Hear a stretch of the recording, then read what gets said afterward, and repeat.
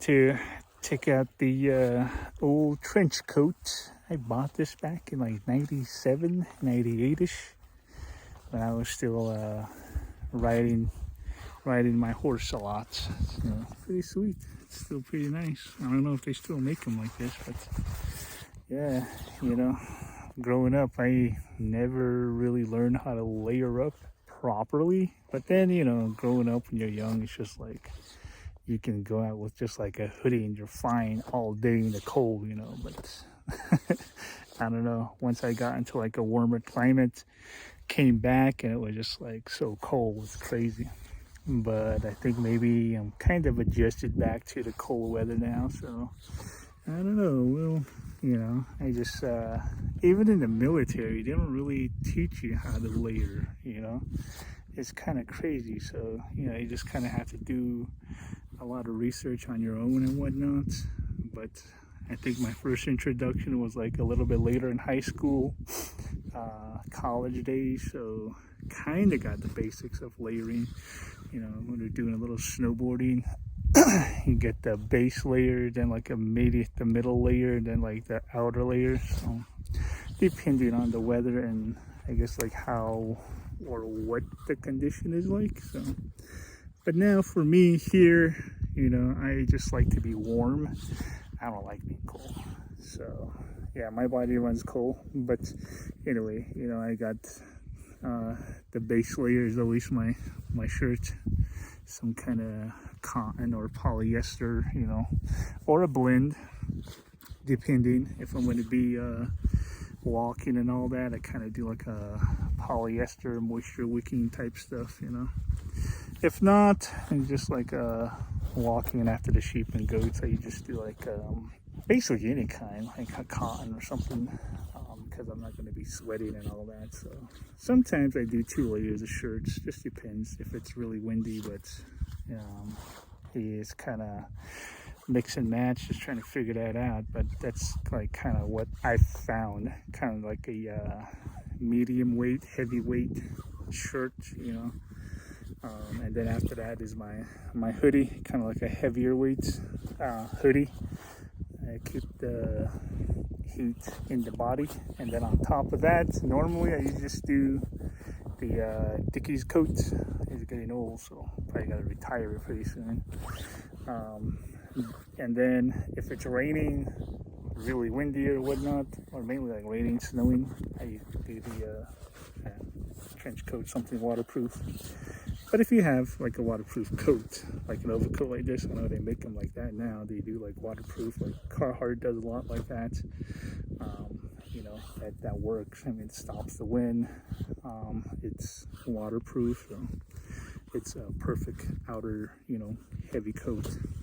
Basically, what I learned, like how I do it, and then for my pants, it's just insulated, kind of insulated jeans, work pants. I also have one at the house. I have 2 pairs that are like that. They're insulated, so if I'm wearing the uninsulated one, I usually wear like polypros underneath and then put some jeans on. So yeah, but the other pair I have is a waterproof, so that works well for wet weather conditions. So, and then the boots, of course, they're insulated.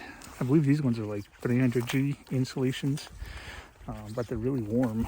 Come to find out, like they're really warm and waterproof. So it's just waterproof pretty much everything, especially my boots. So these were like $120, and we'll see how long they last. I had one from the military that was insulated, water resistant, Bellevilles.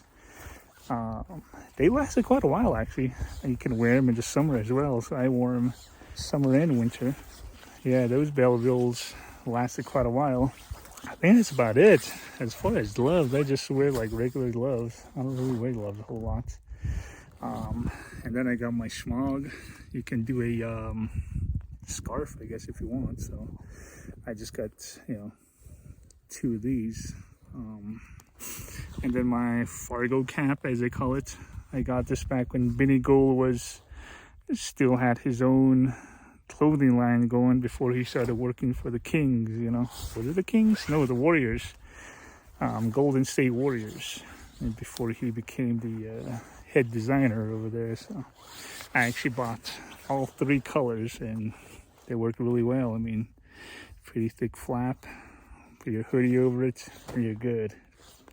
Yeah, that's pretty much my layering. So it just depends on mainly what activity you're gonna do. So only reason why I took this with me was I thought it might rain again or sprinkle, and then just mainly just standing around watching the sheep and goats, you kind of, you know, get cold. So if you're moving around, you can do, you know, a little bit thinner layers. So, you know, the thing about layering as well is like, you know, you get warm, you can always take it off, you know, instead of just wearing like a t-shirt and then this big jacket. So it's just like you can layer down, layer up, either way. So yeah, that's all I got for you.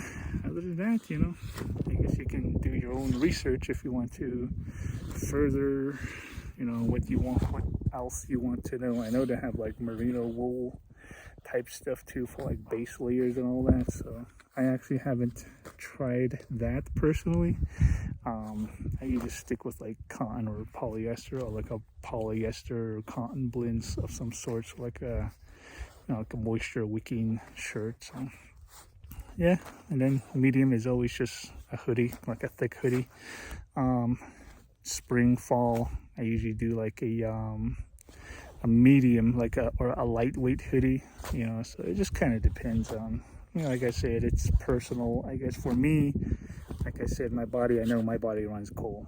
I like to stay warm. So that's the only reason why I kind of, you know, layer up a little bit more. So medium right now, this is probably overkill for somebody, but for me, I'm like, yeah, I'm good right now. So, but you know, you never know what's gonna happen. And you can see the clouds behind me. It's like, it might rain, it might not. So, well, that's all I got for you as far as layering. So, you know, hope you get something out of this. You can do a little more research on your own, but you know, don't forget to hit the subscribe button, hit the like button, and stay tuned for more updates.